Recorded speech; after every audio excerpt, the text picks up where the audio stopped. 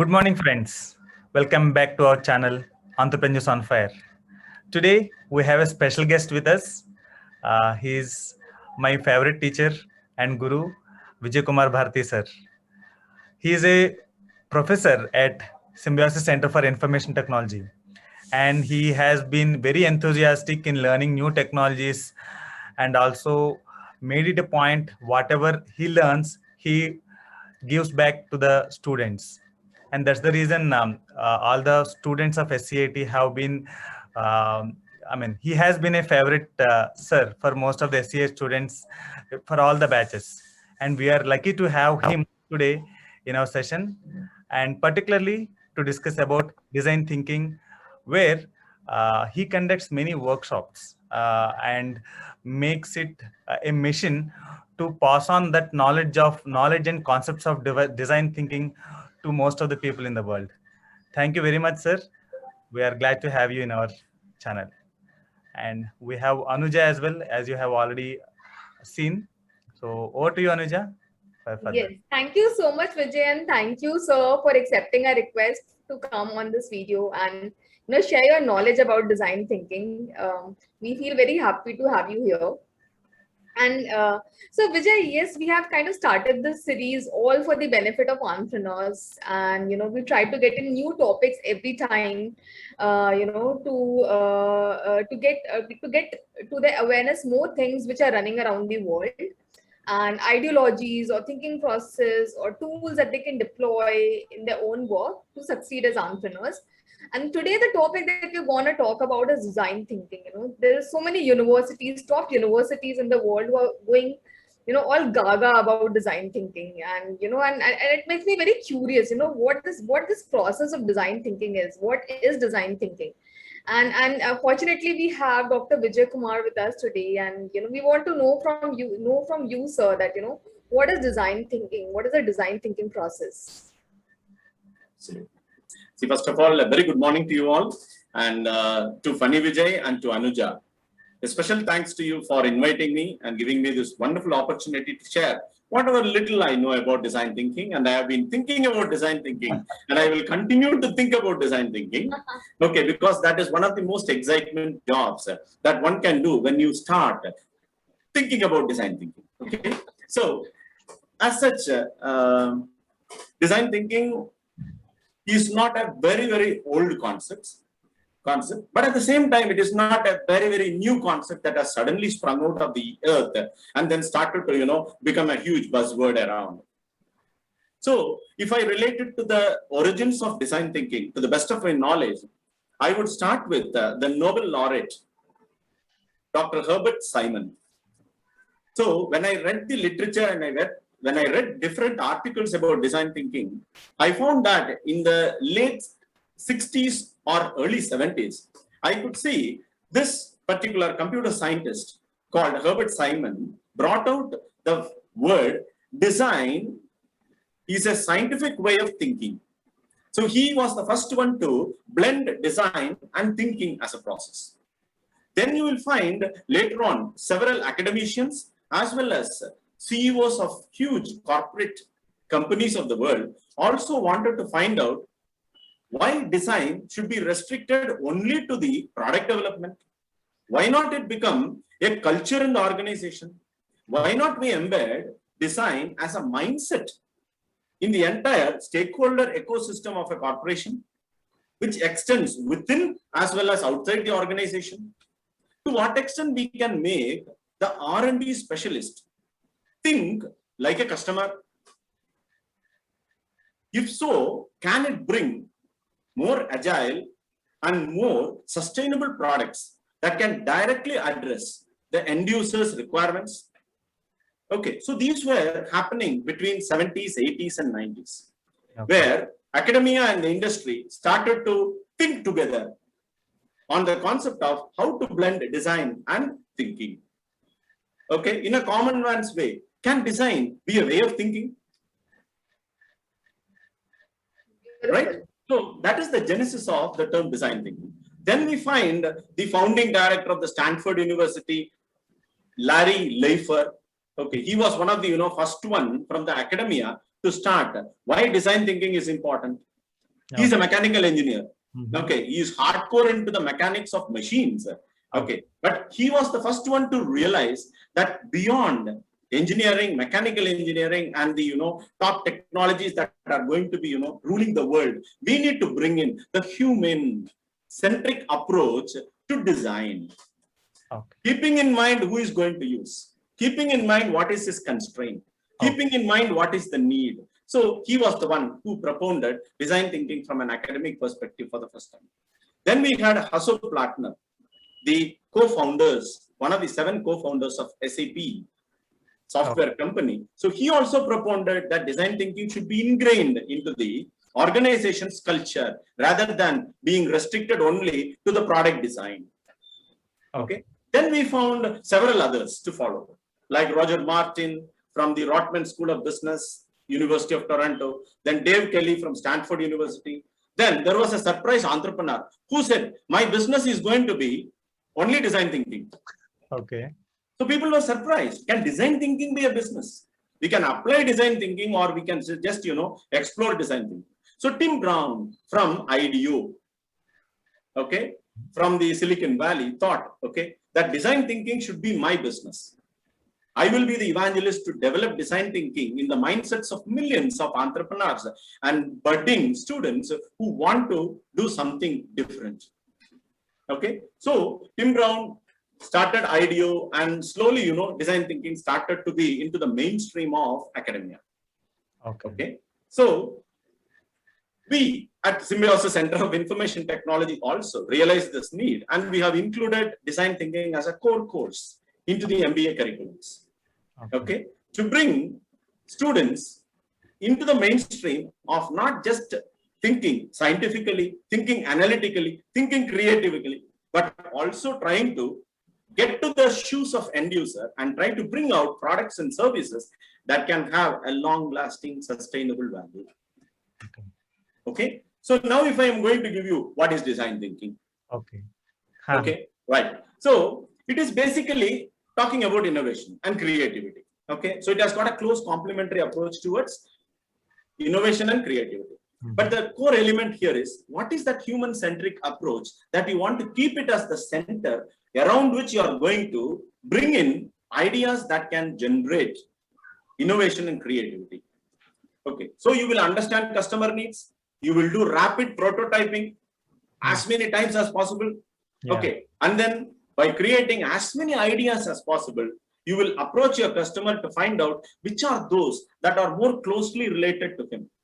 As a result of which, your product deliverable and his expectation gap will be reduced. Okay. So design thinking involves, amongst other things, 3 core philosophies. One is desirability. So desirability will talk about what makes sense to people and why do they need it. Desirability. The second one is feasibility. Okay, people are needing it, people are desiring it, but is it feasible technically? Not just information technology, all possible technology put together, can we make it workable? Okay. Okay, will it be serving the future purposes of humanity? Okay, so feasibility. And the third one is viability. Okay, so technically it is feasible. Humans also need it. But if you make it, would it become viable as a business proposition that can be sustained? Yeah. So all 3 things bring together, and the sweet spot of desirability, feasibility, and viability is where you find design thinking led innovation. Okay. And to complete this first question, okay. So I'm a teacher, please excuse me. Okay. No, sir, we are enjoying the knowledge, and you're kind of hitting on the points. So yeah, please go on. Yes, thank you very much. So talking about the design thinking as a process. Okay. So you have a simple 5-step process. Okay. So we start with empathize. Okay. We start with empathize. Then we go into define. Okay. Then we go into ideate. Then we go into prototype. And then finally we test it. So what do you mean by empathize? putting ourselves in Yeah, customer. trying to understand the feeling of others. Yeah. It is much more than sympathizing. Hmm. Correct? How much it would pain if somebody is not having, okay, an ambulance to reach the remote areas of the country, to reach those pregnant ladies as quick as possible to the nearest health center. Right. Can I make something? I have a bike. Why not I attach something so that I can take these ladies and save both mother and child? If this is the thought and something comes out of it, then that's where I talk that I have empathy. Hmm. Okay, so I empathize the end users, constraints, problems, their needs. Okay, then I start with the next one. I have to define it because simply empathizing is not enough. The next stage is refining. So how do I refine? I refine what is the actual need, what is the actual problem, who is actually suffering, what is the current challenge or constraint. Come on, define it in a more crisp way so that you and your business, okay, can understand. Correct? And the third one is, once you define, what do we do? How can we then bring out a prototype? By ideating.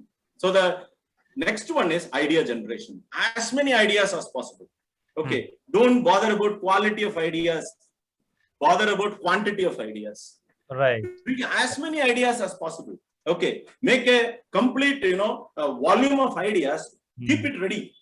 Okay. Okay. And try to find out which are those ideas that can more closely be associated with the user needs. Then collecting all those ideas, give it a tangible shape. That's the next step, what we call it as prototype. Right. Okay. You know what is a prototype? Yeah. Prototype is expected to be destroyed. Because a prototype is simply a cycle of iterations that you do towards your journey from what you thought and what the customer wants. Okay. Okay. So the mantra of prototype is fail fast, fail early. Yeah. Okay. A prototype will wow my customer. But will it work for my customer? There's a big difference between wow and working. See, something so beautiful. I say wow. But if I buy it, it wouldn't work for me. Then what is the use? Right. Isn't it? So your prototype will try to enthuse your customer to engage himself much more closer to you, so that your product or service which you finally will deliver meets his requirements. Okay, and what is important to make your prototype more closer to customer, test. Right? It's iteration going on, testing. So with every test, you improvise. Right. You fine tune and then reach what the customer needs. Right. So in a nutshell, design thinking has got basically 5 steps. Yeah. Empathize, define, ideate, prototype, and test. Hope I make this answer. Perfect, sir. Yeah. So, your answers, like right from the time when you began and you talked about the, the people who started design thinking, and right from Stanford to, IDEO as an organization, and then talking about the design thinking process, the 5 steps involved into it. I think it was quite a whole coverage that you kind of created a context for us and for our viewers to understand what design thinking is and what comes as a part of the design thinking process. Okay. And I'm sure Vijay is quite amazed by this whole philosophy. I personally, when I was, I have been incubated with Ahmedabad University Venture Studio, and I was personally trained by the people from the design thinking team of Stanford. They had the Venture Studio had tie-ups with the design thinking team of Stanford, and while I was developing my venture Creative Kabira, there were principles of human-centered design thinking used to prototype and ideate where is it that I would like to create value on, and that is how I personally kind of built up Creative Kabira and ideated Creative Kabira to take it ahead. Wonderful.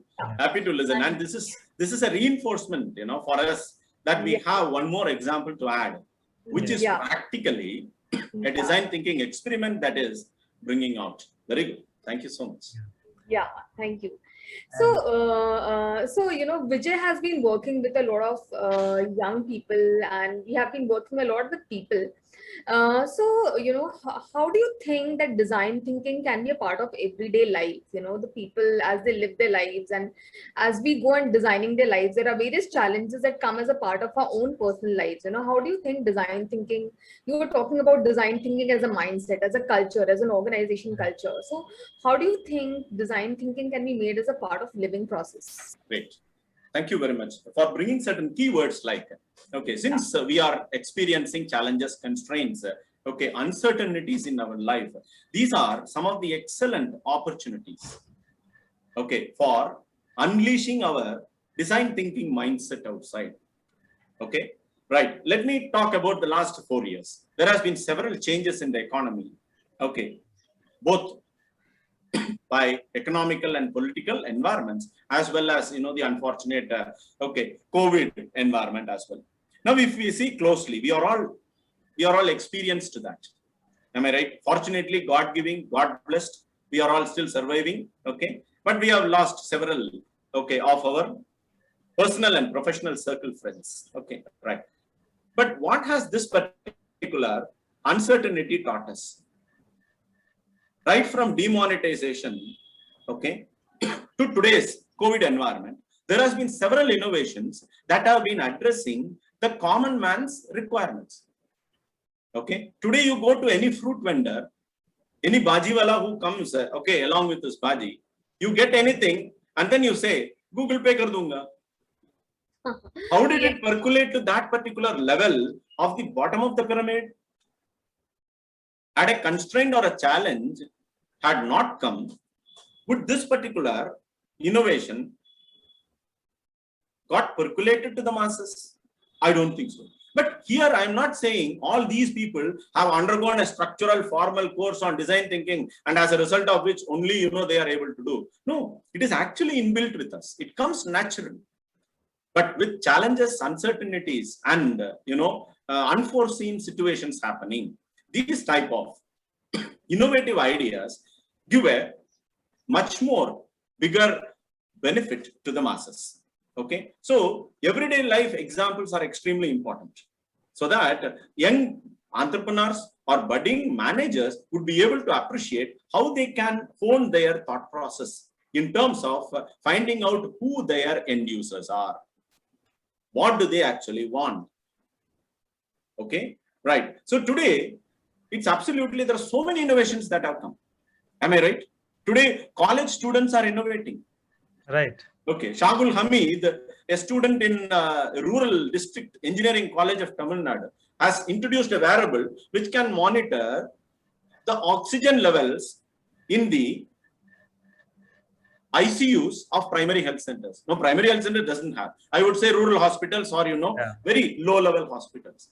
Okay, and the wearables can connect your mobile, be it Android or be it iOS or be it any other platform, doesn't matter today. Okay. Okay, and it immediately says oxygen level is going down. Please immediately report.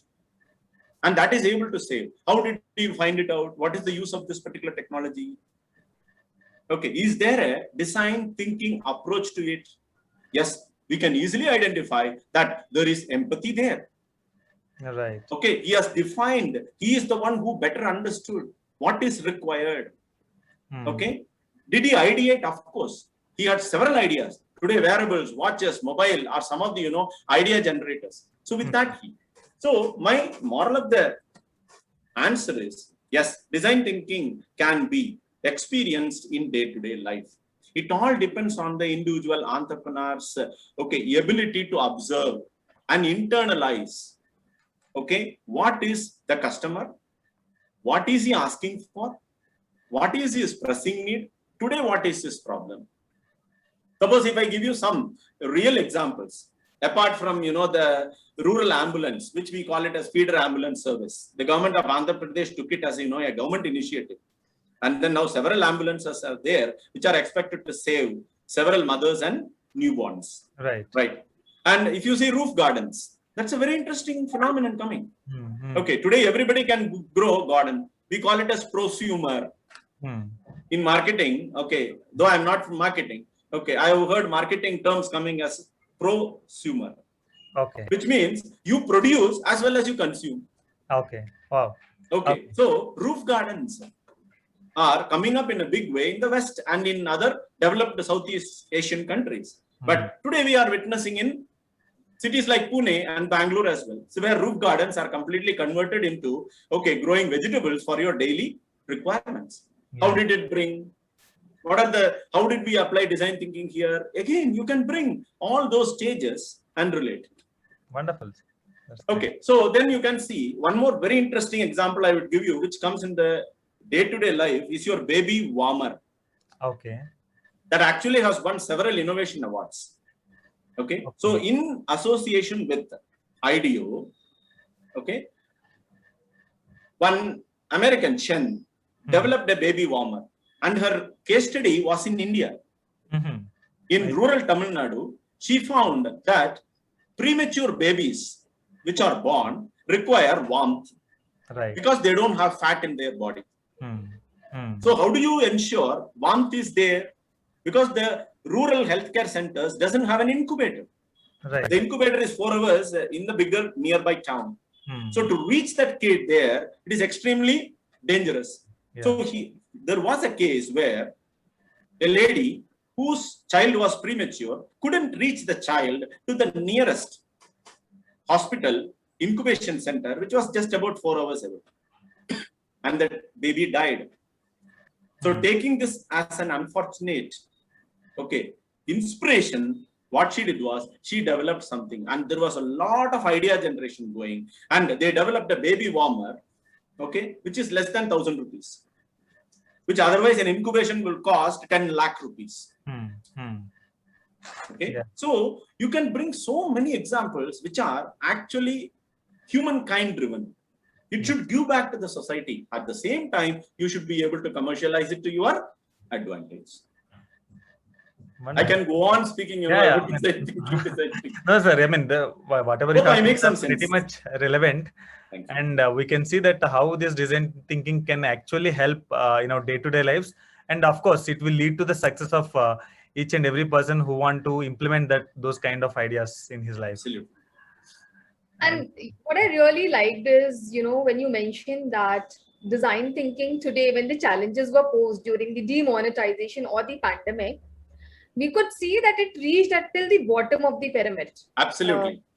So usually when we think of design thinking, it occurs to us that it might be restricted only to the exclusive crowd, like people who are very scientific in nature or highly graduated or educated.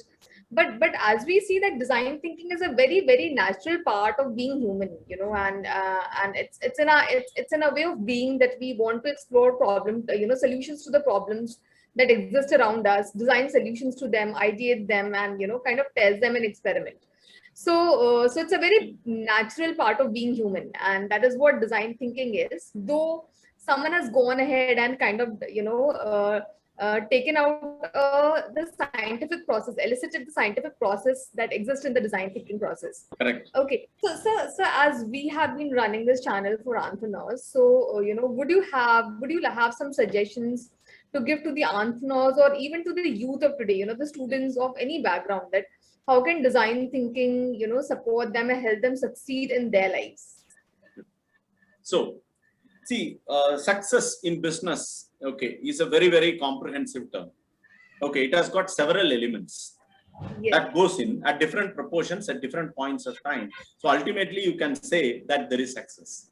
But what is important for us, if we would be successful, then we can enable those budding managers or sprouting entrepreneurs to think from a design thinker's mindset. Okay, so it is not that they should compulsorily undergo this formal training. Yeah, but undergoing this formal training can better be able to structure their thought process and make their roadmap more clear and in a much more agile way in terms of understanding what the requirements are. Okay, so leading them to success is how well you are able to appreciate, accept and apply the design thinking process in your mainstream of business. Okay, for example, okay, there are handicrafts industry across different states. Am I right? So each state is known for its own handicrafts, Right. which is by far one of the most biggest prowess of this whole country. Okay, if I want to say, what is your strength of diversity? Apart from festival, apart from, different types of clothes, apart from different types of cuisine, okay, apart from different kinds of people, okay, with different places, I would say the state handicrafts is one of the unique strength of the diversity of the country. Right. But you go and see what is the business performance levels of these handicrafts. Right. Okay. It wouldn't be the way in which we all enthusiastically started speaking. Yeah. Several handicrafts industries have already dead and gone. And several are in the brink of extinction. They become dinosaurs, unfortunately, those businesses. Okay. So one such business, which was on the verge of extinction, has been brought back. Is your bamboo-based handicraft industry in Chhattisgarh. Okay. Okay. And who is going to do this? Interestingly, a Delhi-based designer called Kanika Gupta incorporated design thinking into social entrepreneurship to go and find out what is happening in the remotest villages of Madhya Pradesh and Chhattisgarh, where the bamboo-based handicraft industry, okay, is there all about. And when she went there, she found that, to her unfortunate surprise, that this industry was unfortunately dying out. Though the handicrafts had much better uses and sustainable use of plastic. Okay, so whatever I am narrating, please do not lose continuity. I'm talking about how this can enable success to entrepreneurs.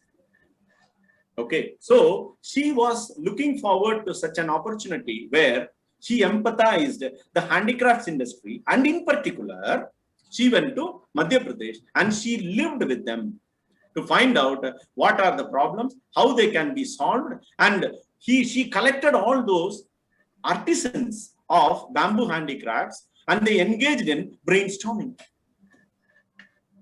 She is a Delhi designer. She could have sat in her AC rooms and then started Googling it. She would have got Stanford, she would have got Hasso Plattner, she would have got MIT, she would have got everything under the sky. Am I right? But that is not a design thinker way of entrepreneurship is all about. You should go and then camouflage into your, camouflage here should not be taken from, a different sense. Camouflage means you should try to be along with the masses for whom you are developing a product or a solution. And now what happens? All these artisans are able to bring their product with much more creativity and innovation. And she has made a very strong medium of promoting it, advertising it, reaching the masses through social media. Apps are being developed to those artisans who can find out where is the market, what will be the order. Okay, that engagement is phenomenal. I can send you the case study or I can send you the real life experiences of Miss Kanika Gupta, which will be a very good inspiration to many. This is one example of many we have I'm trying to bring out. So as you mentioned handicrafts, the name Fab India also occurred to me. That seems like a similar Fab India. Yeah, absolutely. That's like a similar model, bringing social entrepreneurship and handicraft together to commercialize it. Absolutely. So yeah, great. And Vijay, Sir has discussed about youth. Sir has discussed about entrepreneurs, and it's very great we have him over here and touch on so many aspects in such a short time. Sir, thank you so much for your wonderful time. Vijay, anything that you would like to kind of acknowledge Sir on? That's the wonderful experience if we invite a teacher. So, I mean, we need not even ask. We just need to introduce them, and then they will take care of everything else. We need not ask. Or interact how to lead that. Thank you very much, sir. Thank you, Vijay and Anuja. See, I am a student and a lifelong learner in the court of a teacher. Yeah. So every interaction and every possible, what do you call that, meetings could give us some Very good learning. Yes. Okay. So my learning is, of course, I know Vijay as a passionate, not only a corporate professional, but also a corporate trainer. He empathizes a lot in terms of how to enhance the confidence and communication skills of masses, which includes right from the one who can start speaking. Okay. And now I am meeting Ms. Anuja Agarwal, who is again a very passionate professional who is looking at entrepreneurship and a blend of design thinking that can enhance their sustainable business model. This is my learning today. Thank you. Sir. Thank you. Thank you very much for the opportunity given, and all my best wishes to you as well as to your team, and of course to the wide body of entrepreneurs whose aspirations I wish are realized. Thank you so much. Thank you very much, sir. And thank you all audience for watching us. And we'll come once again with a definite concept. Thank you very much. Thank you. Thank you all.